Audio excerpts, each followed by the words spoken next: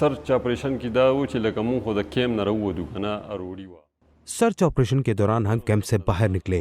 اچانک سے میرا پاؤں طالبان کی جانب سے نصب کیے گئے آئی ڈی پر آ گیا، جس کے بعد پاؤں سے میں محروم ہو گیا.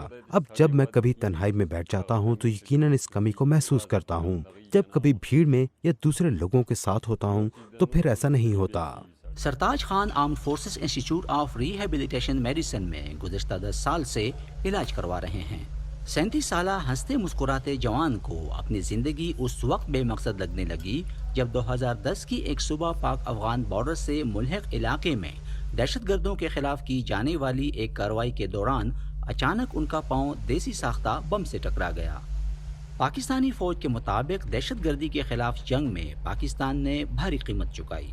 80,000 سے زیادہ قیمتی جانوں کے نقصان کے علاوہ 150 ارب ڈالر سے زیادہ کا معاشی نقصان بھی اس ملک نے برداشت کیا ہے. راولپنڈی کے اس AFIRM یعنی armed forces institute of rehabilitation medicine centre میں اب تک ہزاروں افراد کو مصنوعی اعضاء لگائے جا چکے ہیں.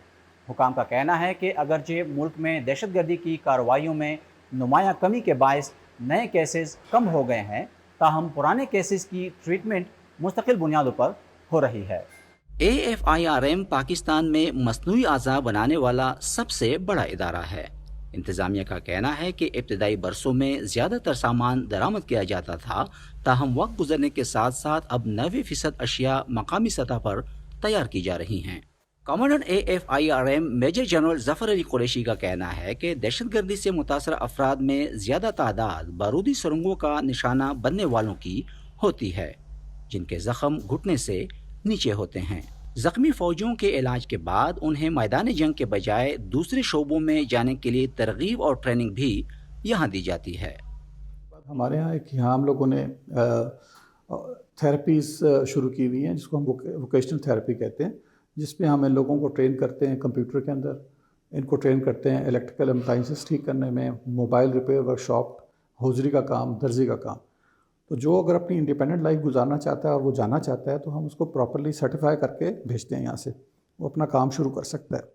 دہشت گردی کے واقعات میں نمایاں کمی کے باوجود فوجیوں کو درپیش خطرات ختم نہیں ہوئے. گزشتہ برس حوالدار سردار خان کو اس وقت اپنے دونوں ہاتھوں سے محروم ہونا پڑا جب وہ ایک سرچ آپریشن کے دوران دیسی ساختہ بارودی سرنگ کو ناکارہ بنانے جا رہے تھے کہ اچانک زوردار دھماکہ ہوا.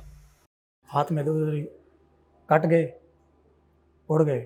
اس کے بعد میں بے ہوش ہوا. ادھر سے مجھے لایا گیا فرسٹ ایڈ کے لیے قلعے میں، وہاں سے فرسٹ ایڈ دی اور پھر اسی ٹائم ہی خیبر ایجنسی اور پخاور ہسپتال میں لایا گیا CMS میں.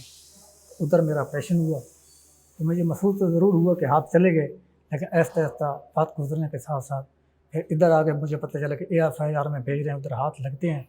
تو میں نے ابھی ہاتھ لگ رہے ہیں، کافی بہتر محسوس کر رہا ہوں کہ امید ہے کہ اپنا کام کر پاؤں گا.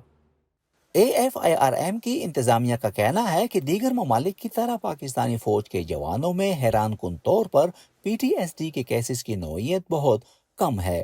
انتظامیہ کا کہنا ہے کہ پاکستان اب پروسیسز بنانے میں مکمل طور پر خود کفیل ہو چکا ہے اور زخمی ہونے والے جوانوں کے لیے جم، فزیو تھراپی، سائیکالوجسٹ اور دیگر کھیلوں کی سہولتوں کا بندوبست کیا گیا ہے تاکہ مریض ذہنی بیماریوں کا مزید شکار نہ ہو پائیں.